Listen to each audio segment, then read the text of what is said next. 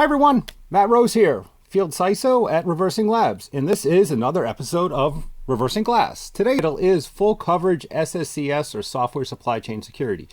I've done some analogies and some conversations around, what software supply chain needs to be. Instead of a software supply link, you have a chain, the complete artifact, the complete process to generate the artifact that's then deployed wherever in your organization. But what are the things you need to think about to have a comprehensive or full coverage software supply chain program?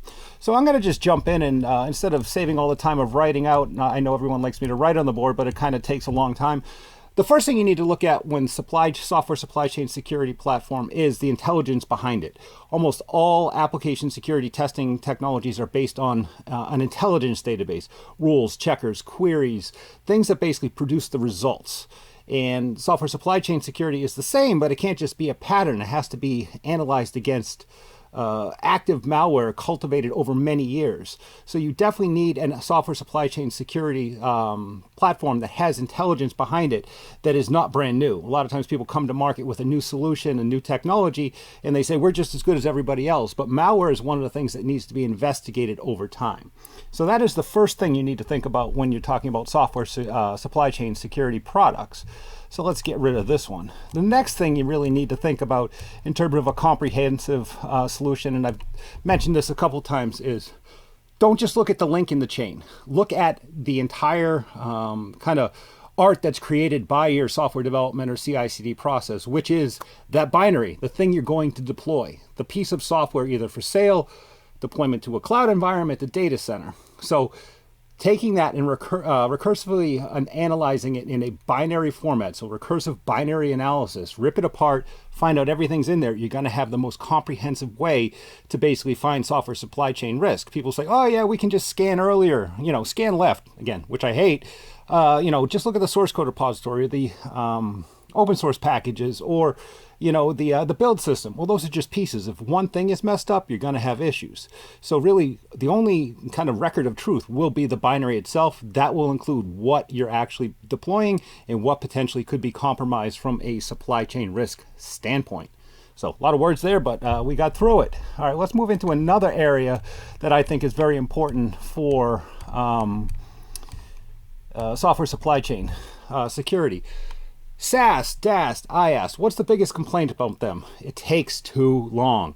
And if the application is huge from a DAST standpoint, you got to crawl everything. If it's a SaaS standpoint, you got to basically scan millions of files and it takes hours. The ability for software supply chain security to be effective, and I'm very, very passionate about this, is being able to digest huge files up to 10 gigs in size, which is a big file. That's, check out the packages that you're deploying. 10 gigs is significant. And be able to scan that in minutes doesn't disrupt the release process or your CI/CD pipelines. Think about that. Don't want to be a hindrance to the process. So for software supply chain security to be effective, you need to be able to digest huge files and scan them quickly, or it's going to be a problem. Food for thought. Get rid of this guy. We're moving into the next area here. One of the other things is complete visibility in supply chain risks. Again, I talked about the links in the chain. I will use the board. I lied to you. The links in the chain that are identifying risk in certain areas. This area, this area, this area. Well, software supply chain risks are really broken down into key areas, and you need to be comprehensive and look for all of them. The big one is malware, malicious behaviors, tampering of a signed package, hypothetically, version differencing. Did I fix this? What changed in a file? Are there new files? Have there been files deleted? Are there capabilities that are changing? Digital signatures, are they done correctly? Leakage of secrets for the ecosystem that application talks to, and then prioritization of those secrets as well. And then, again, just as a icing on top of the already delicious looking cake, the identification of CVEs and where they live in code. So these are the foundational aspects of software supply chain security. If you're missing one of these things, your software supply chain security program is not comprehensive. So we'll get rid of this guy. Another one to basically bring up is being able to create policies and identifications that are unique to your organization. Yes, any vendor is going to come out there and say, these are the things you need to worry about, malware behaviors, all that, but maybe that doesn't fit your policy. So be able to create policies that are specific to your risk cases, your concerns in terms of software supply chain security, and be able to manipulate those with some sort of rule format big fan of Yara rules, but I think that would be the best way to identify risks in the application and not just have like risks that are, policies that are locked down that aren't giving you flexibility in terms of not manipulating, but adjusting to your threat appetite, your concerns, your processes. Policies are hugely important to that. And without it, you're going to be limited in terms of your flexibility in terms of identifying risk or, for that matter, remediating risk. So we'll get rid of this guy. And then one more area.